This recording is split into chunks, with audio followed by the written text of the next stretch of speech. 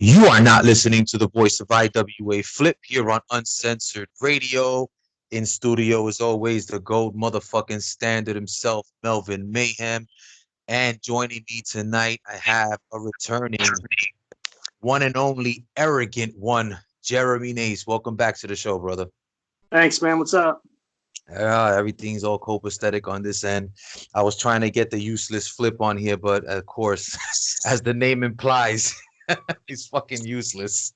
It's because he's scared. Man. Scared to get on with us. Yeah, he's definitely scared, man. He's hiding behind his Xbox controller and whatever the fuck else he's doing over there. Yeah. But so how you been, man? What's going on?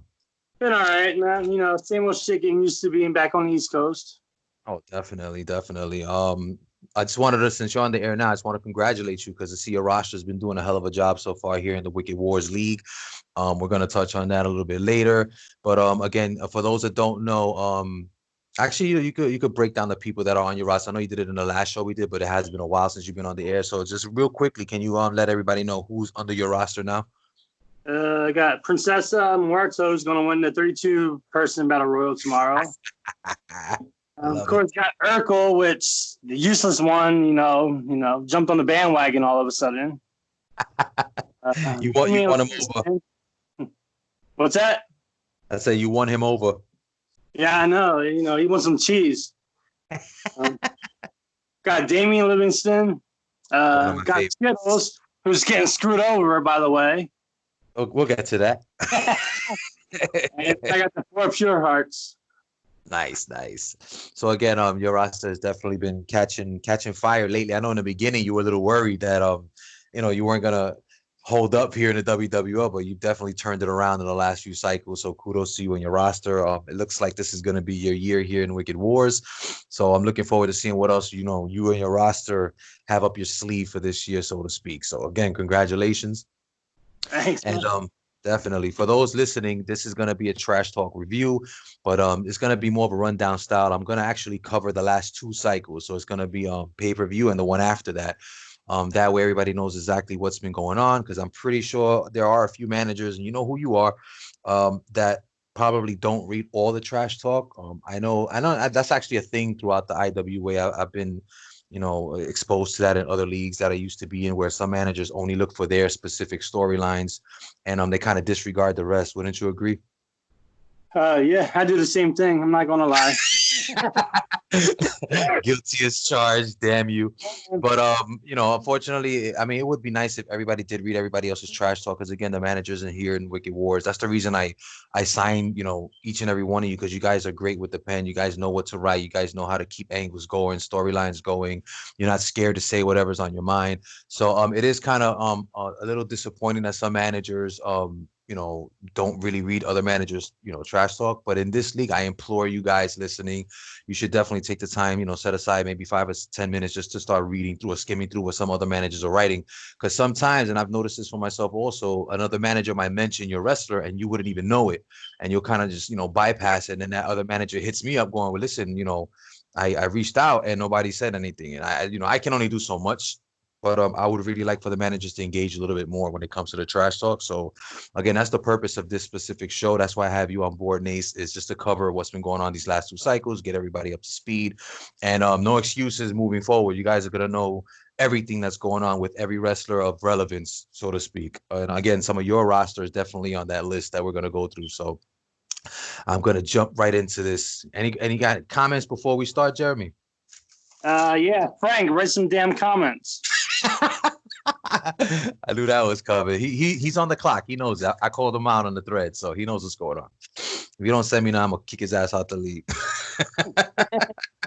All right, so let's get into this rundown.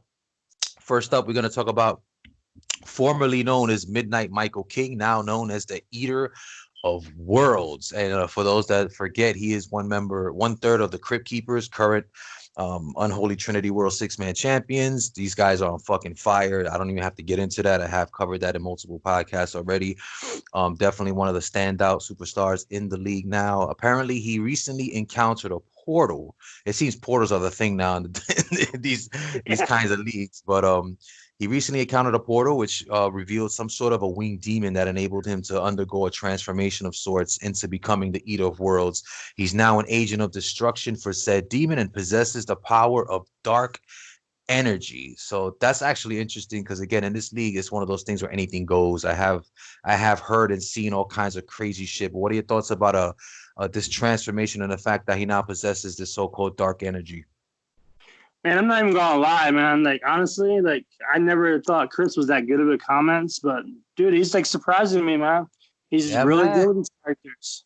It's like that's what I said earlier. Some of these managers, man, they're putting it out there and they're showing their skills. And I have to agree with you, man. This guy is, I mean, he has some cycles where he keeps it short, but it still hits home, and he has something to say with those short comments. But for the most part, since Chris Stable's been here, every single cycle, man, this guy's putting in the work with this trash talk, and he's elaborating the storylines and giving a lot of illustration and depth to his characters, which is awesome. He's one of the few managers doing that. So it's nice that you acknowledge that on the air.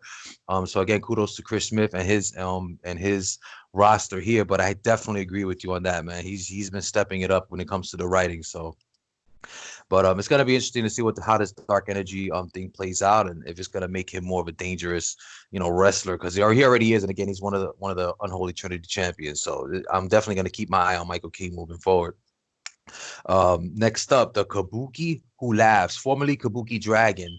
And apparently, leading up to his match with Dream Slayer at the last pay-per-view, he was in the Asylum match. And during that time, he was studying Joker movies and films. Obviously, that's a nice person to to try to aim your life after and take notes on. But everybody knows Joker's a crazy son of a bitch. So, Yeah. but apparently, Dream Slayer forced him to it basically took it past humanity, referred to Dream Slayer as a woman in their battle, reminded him of someone he once knew who would eventually bear his two children.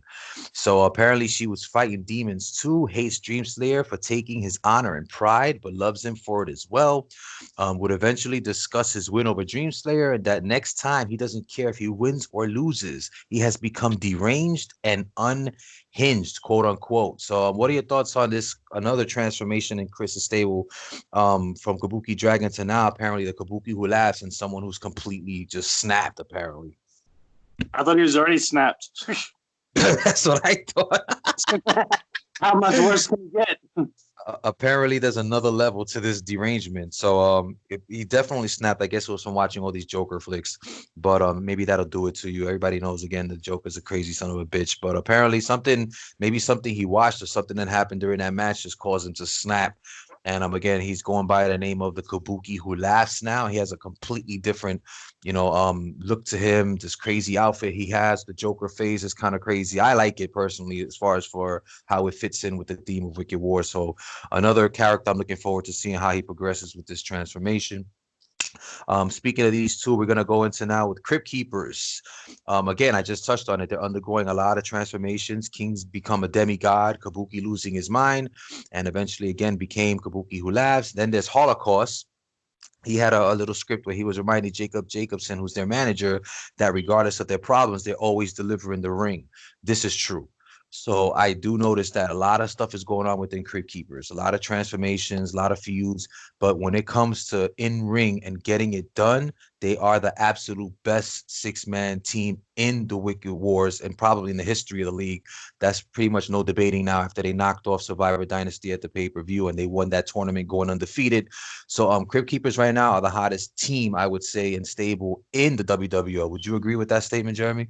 I would agree. I think Chris is the top manager in the WWL right now.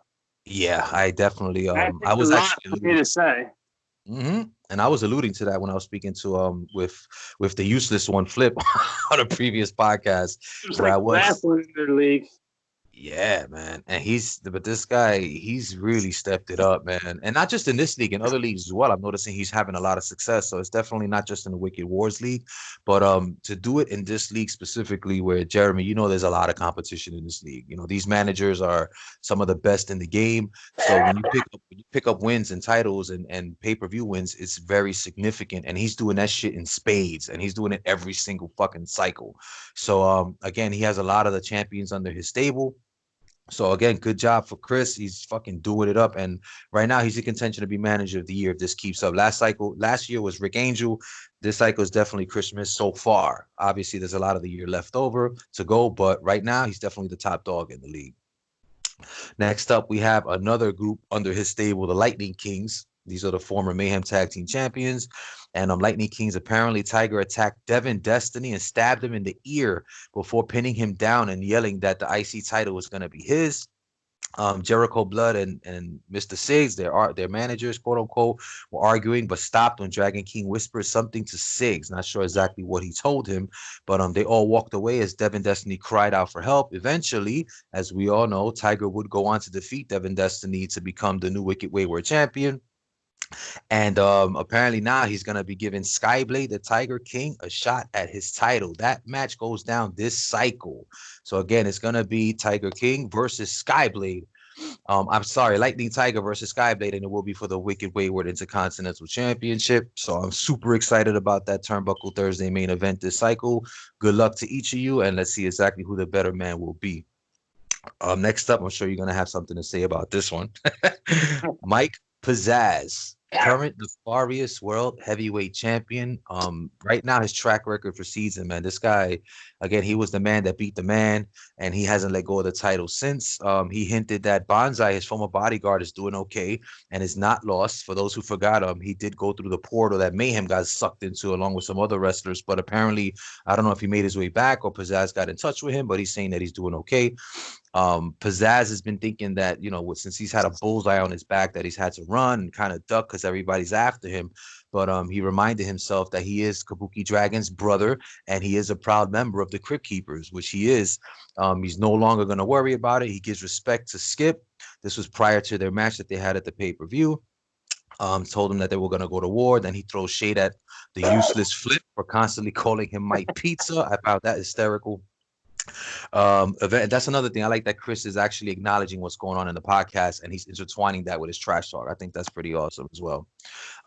Eventually he successfully defends his title against Skip and is seen celebrating at a Hollywood premiere with Scarlett Johansson. Nice. And he issued an open challenge for the Nefarious World Heavyweight Championship. Let's dive into this right now. You have Skittles under your roster, which you just mentioned. Skittles wants that open challenge. I accepted and granted it to him. We thought it was going to be left at that, but apparently Vicious Vinny Valentino, in his write-up this cycle, also accepted the challenge. So and obviously Vinny Valentino has been on a roll. He's under a Wolf Tyrant stable. He's been winning titles. He just knocked off Big Daddy Johnson at the pay-per-view, which is a huge win because Big Daddy Johnson is one of the best, wrestlers in the league. So he's definitely deserving of it. I was going to make it a triple threat ladder match. But unfortunately for all three of you gentlemen, Mikey G. Michael Giuliano, the historic one, is announcing and making it official. Extreme Survivor is officially in advance cashing in the Calamity contract briefcase and will now be inserted into this match. And it would effectively be a fatal four-way ladder match for the Nefarious World Heavyweight Championship at Wicked City Chaos 2. What are your thoughts on this blockbuster announcement, as only the historic one can do? It's all right. Skittles already beat Survivor. I mean, no big deal. Urkel beat Skyblade, which is like Valentino, so we're not worried. We got it. Downplaying the competition, are we? I don't want to worry about it, Chris. I can't disagree with you because everybody thought, Urkel was the underdog during his fatal four-way, and you all saw what happened. I did say that if anybody was going to win, I did pick Urkel. It was flipped. I was talking shit. I got the podcast to prove it that I did say. Don't be surprised if Urkel ekes out that win, which he did. But again, I'm not going to put anything past Skittles. He did knock off Extreme in the open challenge, and I'm pretty sure Extreme wants revenge for that. And it's a ladder match, so I'm not sure exactly who's going to be able to climb up that ladder and snatch that belt. But again, now we have 4 definitely deserving superstars, and it's going to be on the grandest stage, main event, Wicked City Chaos 2. Good luck to all 4 members involved. And let's see if Mike Pizzazz, and I'll tell you this, man, if Mike Pizzazz wins this match, it will officially go down as the greatest nefarious world heavyweight champion to date by far. And I think in my eyes, he's going to surpass the status that Hal Uranus had when he held the belt all those cycles. So let's see how that's going to go down. We'll find out in just a few short cycles. Next up, we had Bishop Fate, and he is the leader of Dark America. For those that forget, right now he's locked in a feud with Impassive Knave, who's the leader of Agents of Endgame, and basically just sent a quick message to Knave saying that he's full of empty threats and better not poke the sleeping bear. For those that forget, Bishop Fate does have history in the WWL and also in my previous league in the NBL. He's been around for a very long time. He is a veteran of the IWA, and I'm fortunate to have him here along with Dark America. But says that Knave's threats are only good if he can back them up and warns them about threatening Dark America. So right now there is again an ongoing feud between those two, and this cycle there will be a big announcement as far as the series is concerned, and stipulation will be if Knave loses, he has to join Dark America. If Bishop Fate loses, he has to become an agent of Endgame. So that's going to be interesting as far as how that's going to play out, and as well as the stipulations that have been added to that match, which again I'll touch on in the report coming up. Next up, Felicity Fate. You know a lot about this woman.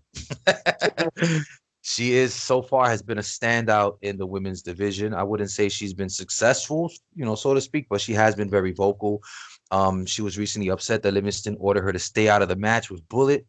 Doesn't like being ordered around. She's very bossy. We know that, but I think that kind of complements the way Damian Livingston is. That's just my opinion. But what else? Vowed to be at ringside, possibly interfere if necessary. Again, she was referring to the street fight you guys had at the pay-per-view. She also threw some shade at Susie Sweet about punching her in the face with a roll of quarters. So it looks like she's rekindling her past feud with Susie Sweet. So it'll be interesting to see if Susie responds to that little jab that she threw. Next up, Raven Blackheart.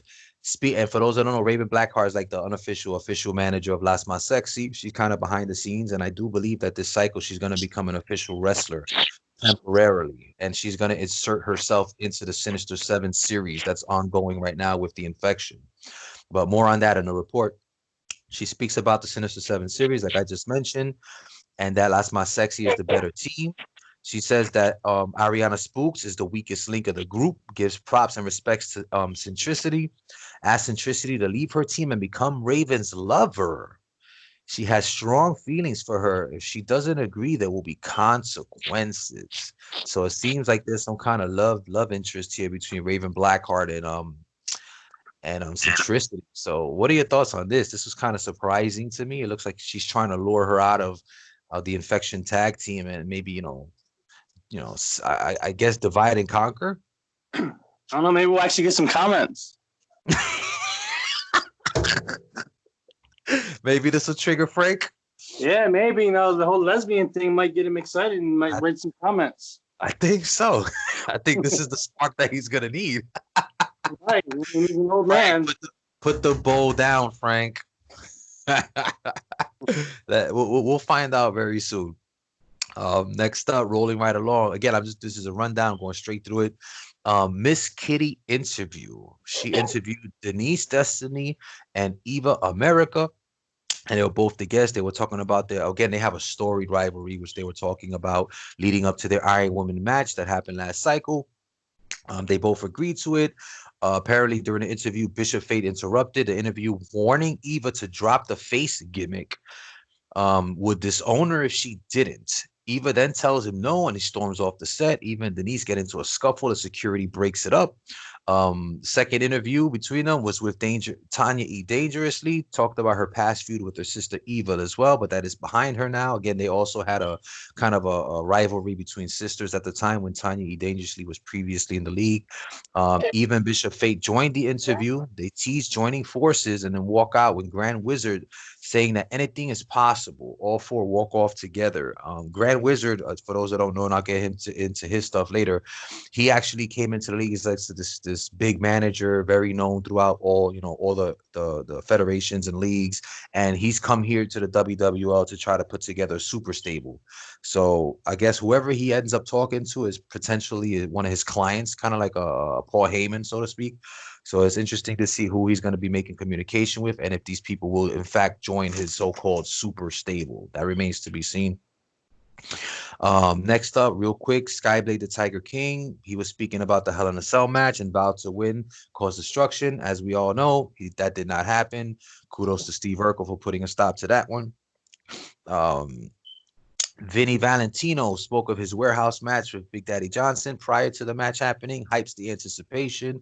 As you all know, Vicious Vinny did go on to win that match and is now part of that Fatal 4-Way blockbuster announcement I just alluded to. Grand Wizard. I just finished speaking of him. Former three-time manager of the year, wanted to manage in the WWF for the longest. He's supposedly great at spotting talent. He's been attending shows and wants to put together a formidable stable, which I just touched on. He then goes on to request a meeting with Felicity Fate. Do you know anything about that meeting? I don't know nothing. I mean, I only ask because I know you again. Damien's under your roster. Maybe he heard something and leaked some info to you, or I'm guessing this is super secret. The interview could be like pure. This is getting interesting. I'm pretty sure we're gonna find out what Grand Wizard's up to real soon. Next up, we had Justin Kyle. He was speaking on the Sinister 7 series loss that he had, and that AI is bigger than just the WWL. Obviously, I would agree to that. He's already replaced Axel Slash and Crown, which he did, and then he tells Renegade Slade that he can beat him. But obviously they had the match and it was a draw. And for the meantime, it looks like AI took a hiatus, which we'll get into. So let's see exactly what happens with Annihilation Inc. I'm not sure if they're regrouping or what, or they're planning something, but something's definitely going on in the world of Annihilation Inc. and Justin Kyle. AI is still represented in the WWL. Say that again? AI is still represented in there. Oh yeah, they're there. They're not going anywhere. They're on a little. They took a little break to regroup. Put it that way. Damien's representing AI now. I believe so. Things are getting interesting. Definitely looking where this is going. Next up, we had the first female of Annihilation Inc. Angel. She was going on to give credit to Daddy's Girls for the utilization of the Freebird rule. I definitely agree with that. Obviously, they're probably the most decorated tag team in the history of the league. That she didn't care about the no rematch clause and she would defend her tag titles against anyone. Sure enough, they did defend against Caged Heat, and obviously they did win. And Caged Heat, basically literally went packing and left along with J.A. Styles and a few others in that roster. Next up, we had a masked man. He announced that he is the actual leader and founding member of AI. Says some may have faced him in the past and vowed to reveal himself and unleash hell if Justin lost to Slade Stevens. So that was kind of interesting because obviously the guy is masked. Some people might know who this person is and I don't know who it is. Maybe you know who the founding member of AI is. If you do, you could definitely let me know. I have no clue who it is. But apparently this is who this masked man is. He's the official leader of Annihilation Inc. And let's see. He said he would reveal himself if Justin lost, which obviously he did not lose. It was a draw. So I'm not sure if he's gonna still plan to reveal himself or what. So again, there's a lot of stuff going on with Annihilation Inc. right now. And they've piqued my interest. That's all I can say at this point. I definitely want to know who this man is. Again, do you know who this founding member of AI is, Jeremy? I have no clue, bro. Maybe Kyle? Maybe. I'm not sure. I mean, again, we'll find out, but I figured I'd ask you because, again, this guy's been around for years, not just in the WWL. So he's definitely coming from another league, another time. I guess we'll find out soon enough. Next up, we have the power couple of the WWL, Devin Destiny and Denise Destiny. Devin was talking about how them winning their title matches and that Devin would become unified champion when Denise gives up the win voluntarily. This obviously caused friction between them. Denise snapped and reminded Devin that she would not lay down and take the loss, but would instead give Devin a true fight and force him to earn his title. Tension rises between the two. In this case, it didn't play out that way because, again, Devin did lose his match. Again, Denise won her match, so she's going to go on for the unified matchup, but not Devin. So it seemed like that kind of angle imploded a little bit. So we'll see exactly where that goes from there. Next up, Skittles spoke on Extreme having everything to lose in their match. He enjoys being the underdog. Mentioned Flip not giving him a chance in Hell to defeat Extreme. He welcomed Hell and will look forward to his match at Anarchy. Would you like to touch base on this and how that all played out? Pretty much just how I thought it would, man. Like proof flip wrong again, like everybody else does. That's why he's useless. Exactly, and just did what Skittles said he was going to do. He's going to beat Survivor. He beat Survivor, and now now he gets to do it again in a couple of cycles. Absolutely. And listen, if he pulls out this win, it'll be a significant win for him. To come out of nowhere and in a matter of 3 cycles become potential, or no, 4 or 5 cycles potentially become the Farias World Heavyweight Champion. That says a lot. So again, if he wins, it'll be a magnificent, notch under his belt. I'm not putting nothing past Skittles. Again, he already defeated Extreme. I just announced that Extreme is cashing in, but he already has 1 loss against Skittles. So he has, maybe Skittles has his card. I don't know. But we're going to find out real soon if Skittles is going to take advantage of this opportunity and snatch that title from all 3 of the other men in the match. Next up, we have another one of your boys, Stephen Q. Urkel. He was sitting in the bleachers before Anarchy. He was admitting to being scared, as rightfully so, for the fatal 4-way match ahead of him. But he was ready to sacrifice his body and get the job done. He singled out Skyblade, aka Tiger Kitty, and or Sky Kitty, as he likes to call him. Eventually speaks on his victory and running J.A. Styles out of the league, which he did. Says he has unfinished business with Skyblade. You want to touch on that? Like you said before, man, it's gonna be feud of the year. Those two don't like each other. Yeah, they really don't. I'm definitely seeing that, and I believe Skyblade has some comments directed towards Steven this cycle. I'm pretty sure Steven's gonna have some stuff to say about him. So I'm looking forward to how this feud is playing out. I'm definitely excited about it because there is already some history there. A lot of high stakes involved. Maybe they'll meet up at Wicked City. Let's see. Never know. Next up, we have Damian Livingston, one of my personal favorites. He was interviewed outside Felicity Fate's locker room. Was basically telling Felicity to stay out of his match with Bullet. Felicity argues, but Damian forces her back into the locker room. Says he has finally established himself with the win over Bullet. Eventually, he does go on to defeat Silver Bullet and is interviewed after the match. What are your thoughts on Damian picking up that great win and just shed some light on what's going on now between Damian Livingston and Silver Bullet?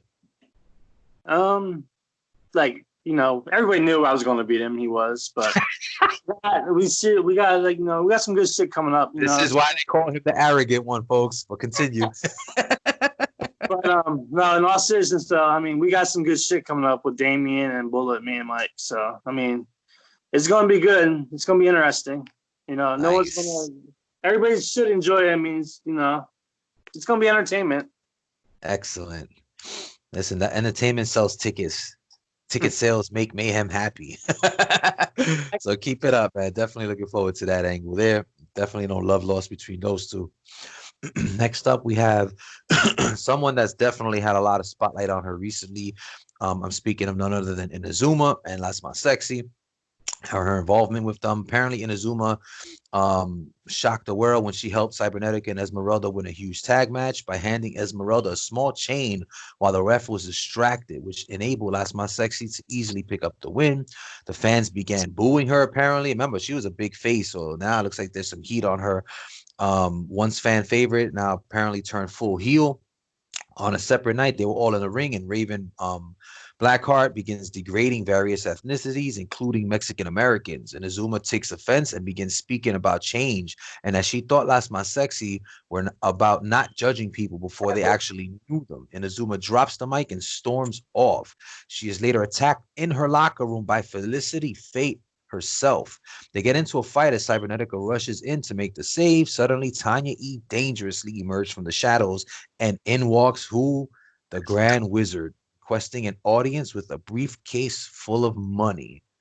So it looks like there's definitely something going on between Las Mas Sexy and Felicity Fate.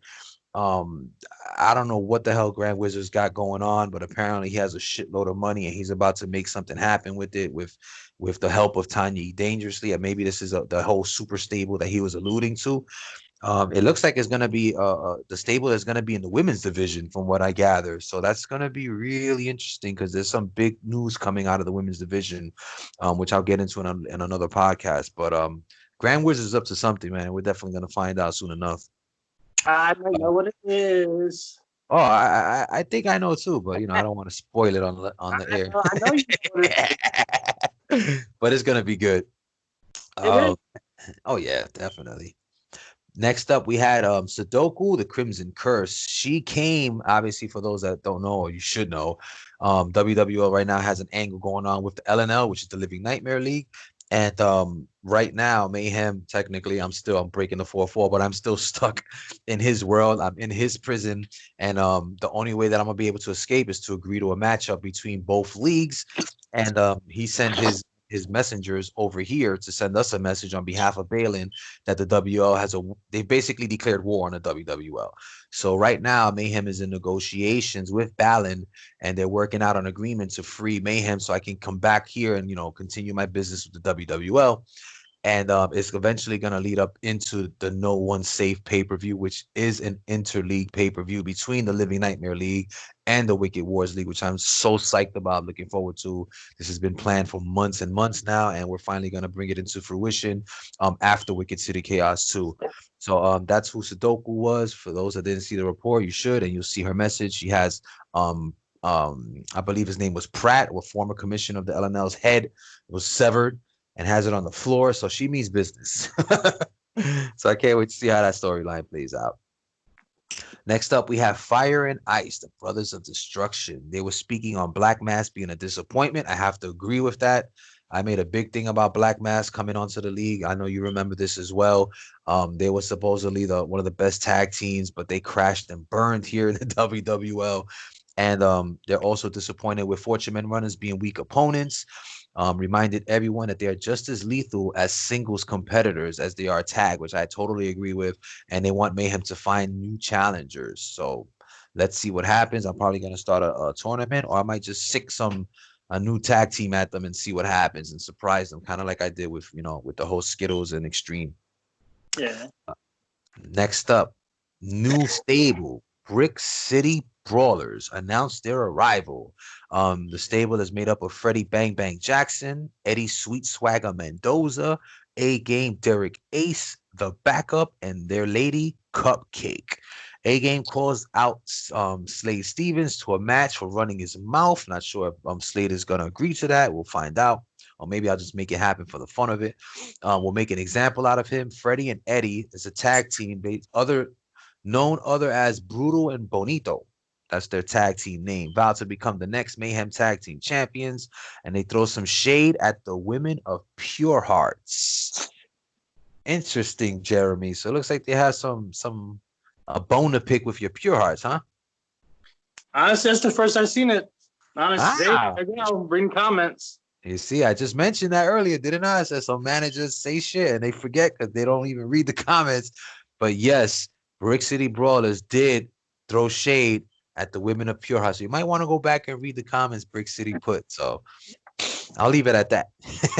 Finish my comments. I need to take them up to you yet. There you go. Next up, we had Cupcake and the backup set up Skittles.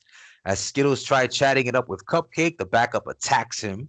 They end up brawling in the female locker room and needed security to break it up. The backup warns this isn't over. Were you aware of this as well or no? I actually did read that one. So all is not lost. Backup, so. All right, so now it looks like there might be some friction between Skittles and the backup. Again, he's part of the Brick City Brawlers. So again, this is what I like, that there's a new feud starting up, which we need obviously after pay-per-views. It's kind of like a clean slate. We are coming off the biggest pay-per-view of the year, so everything did reset. So I was looking forward to some of these newer feuds, and it's definitely happening across the board, which I'm very excited about. So I have a feeling that this year leading up to, Age of Anarchy 2 is going to be the best year we've definitely ever had. So looking forward to that. Next up, we had Eva America. She was speaking on her Iron Woman match with Denise, says that she is a much better wrestler than what Denise remembers and wants Denise to turn face after she defeats her. Unfortunately for Eva, that did not happen, as Denise did go on to win the Iron Woman match. Impassive Knave, leader of the Agents of Endgame, was speaking on his loss to Bishop and the attack afterwards. Because again, for those that don't know, Bishop Fate was attacked by the Agents after their matchup. Reminded Bishop that the agents are at war with Dark America and wants a best 3 out of 5 series where the loser has to join the winner's stable. I mentioned this earlier, and this is so now. It is official. Both managers have agreed to this, and more details will follow in the report. Moving right along, Las Más Sexy lost their rematch to Lady Shani and La Hiedra, as Merelda ends up sustaining a severe ankle injury due to Raven interfering in the match. So it looks like it was one of those accidental things. Afterwards, Las Más Sexy would lose their Sinister 7 series match. Raven was not at ringside, but was seen with Centricity speaking, which could mean Raven may turn on her stablemates. Interesting. Again, there's a lot of stuff going on with Las Más Sexy, Raven Blackheart, and that entire group. So let's see what happens. Speaking of Blackheart, she was completely trashing Inazuma for walking out of Las Más Sexy during their promo. Tells her to go back to the slums of Mexico. Says she will hurt her next time she sees her. So there's definitely some stuff going on between them there. I'm looking forward to that. Let's see. Next up. Let's go. We're making progress, Jeremy. We're making progress. But as you see, there's so much stuff going on in the league, which I definitely didn't want to just leave it there and without everybody knowing what's going on. I felt that there was a lot of substance and a lot of angles that needed to be, broadcasted to a wider audience. Yeah. That's the reason why I'm doing this. So let's see. Next up, we had Silver Bullet. Silver Bullet was irate that he lost to Damien. He wants to up the stakes and have a career versus career Sinister 7 series match. Was this agreed to, or has something changed? It was agreed to, and then when Bullet loses, Damien gets his spot in the alliance. Oh, that's gonna be interesting. Obviously, I would have to meet with the council and approve that, but I'm not opposed to having Damien on board. I do. Again, I've said it from the beginning. I'm a big fan of Damien Livingston. So listen, for me, it's win-win. If we lose Bullet and we gain Damien, fine. If Damien is out and Bullet stays, I'm fine with that also. So for me as a commissioner, it's a win-win situation. So carry on, you two. Next, we're coming up to the last two. Believe it or not, we have Skittles again. Called out Flip for saying he couldn't get the job done. Calls out Renegade and Justin Kyle and asks who will be next to taste his rainbow. We put it that way. Yeah, basically. I'm definitely loving Skittles. This guy is like a fucking rogue, man. He doesn't give a shit who he's gonna face. Who he could step to anybody basically, and he's not afraid to tell you that to your face. I'm definitely keeping my eye on Skittles, man. I'm pretty sure some people, they hear the name Skittles and they think, who the fuck is this clown? But this clown is getting the job done already. So let's see. And again, right now he has a shot for the Nefarious World title. So if he ends up winning that title, man. And nobody's gonna be making fun of Skittles anymore, and they're all gonna be tasting his rainbow.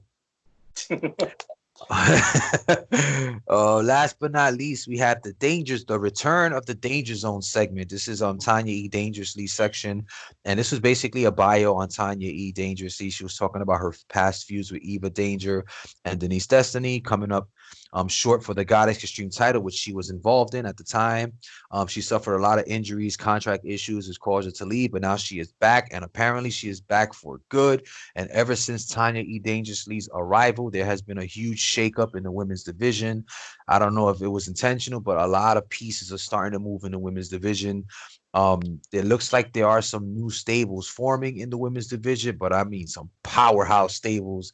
And right now, we're in a position where the women's division, I would say over the next few months or probably this year, it might actually overshadow the men's division this time around. So I think it's going to be a complete, switch where the women take center stage this year. And, maybe you never know. Maybe they'll headline the next Age of Anarchy next year. What do you think of that?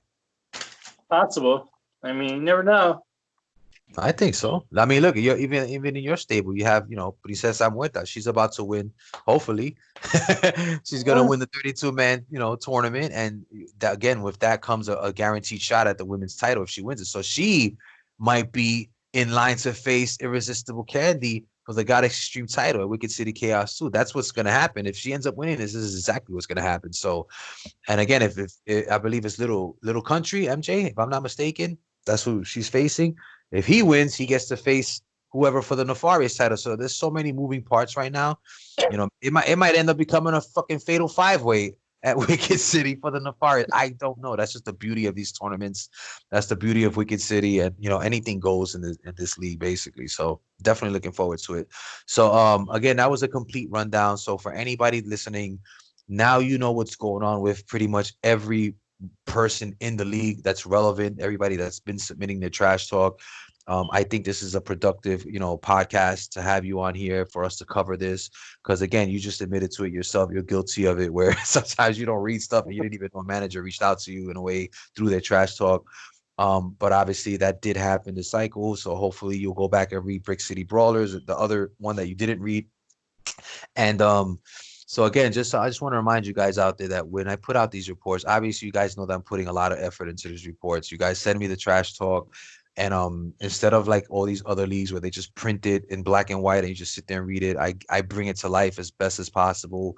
I make it more enjoyable to read. I give it a visual taste. Usually I try to make it so that whatever visual you're seeing is actually a part of the trash talk itself. You know this firsthand, Jeremy. I've done this a lot with a lot of your wrestlers.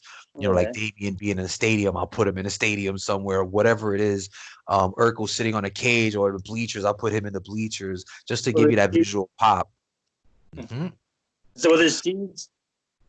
What happened? I said you always have him with his cheese too. Oh, I gotta have the cheese. That's a staple.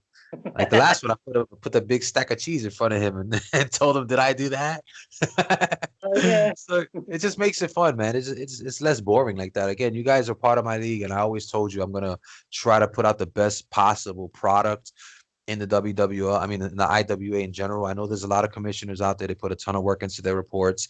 A lot of them are more statistical. Some of them are just a lot of flair, what have you, in graphics. I try to give a best of both, so to speak.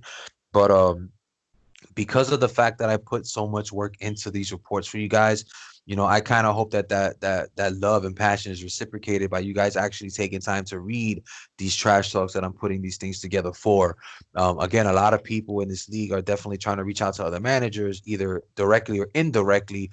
But it's up to the managers to actually take some time, especially now that we're going through a quarantine, man. It's not like a lot of people, some people have gone back to work. Like I myself, I am working remotely, so I'm always home. But again, we have more time now to actually, it probably only takes me at least maybe a half hour or maybe less to read through all the trash talk in the report. So I get it that life sometimes gets in the way, but if you really wanted to, you would definitely, for all of you guys, would make the time just to take some time out of your day to read this trash talk at least once through, and get an idea and a feel just to see if anybody was talking about you or just to see what's going on. Maybe, so I have seen in the past where this happened in the NBO quite a few times where some managers would read something another manager said. They had nothing to do with it, but they inserted themselves into the storyline by reading it, and it ended up becoming an even bigger storyline. So I've seen that happen in the past. I hope that's what's going to start happening here in the WWL.